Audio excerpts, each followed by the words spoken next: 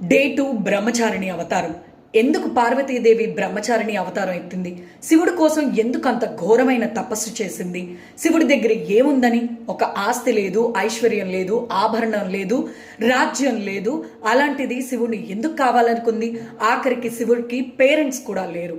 ఎక్కడో హిమాలయాల్లో తపస్సు చేసుకుంటూ ఉంటాడు, శ్మశాన వాటికలో తిరుగుతూ ఉంటాడు. అలాంటి శివుడిని ఎవరైనా కోరుకుంటారా?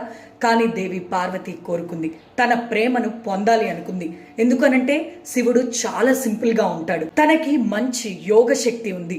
ఎంతో ప్రశాంతంగా ఉంటాడు. ఆ ప్రశాంతతతోనే ఈ లోకాలన్నింటినీ పాలిస్తూ ఉంటాడు. అంతటి శివుణ్ణి ఎవరు కోరుకోరు? ఇదే దేవి బ్రహ్మచారిణి మనకు నేర్పించేది. మీరు ఒక గోల్ని పెట్టుకుంటే అది ప్యూర్గా క్లియర్గా ఉంటే మీ ముందు ఇంపాసిబుల్ థింగ్స్ కూడా బెండ్ అవుతాయి. అదే నిజం. అదే దేవి బ్రహ్మచారిణి అవతారం మనకు నేర్పించేది. ఇప్పుడు అర్థమైంది కదా? ఈ రీల్ని తప్పకుండా మీ ఫ్రెండ్స్ అండ్ ఫ్యామిలీకి షేర్ చేయండి. దేవి బ్రహ్మచారిణి గురించి తెలియపరచండి. అలాగే నా రీల్ని లైక్ చేసి ఫాలో అయిపోవడం మర్చిపోకండి.